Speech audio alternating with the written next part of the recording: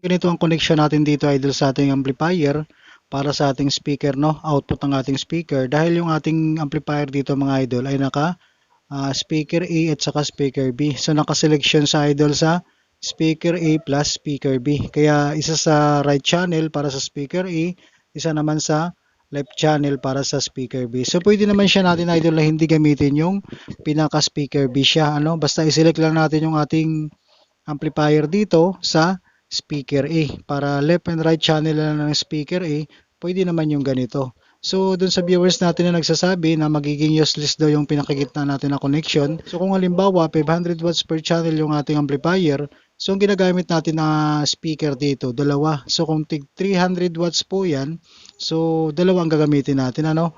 Isa sa right at saka isa sa left. So itong apat na to idol, pwede naman natin gamitin. Pero kung puro 300 watts yung apat na yan, so magiging overload yung ating amplifier. So kaya lagi ako dito nagko-connection idol sa ating amplifier. Dalawa lagi yung nakikita yung connection natin sa ating mga speaker.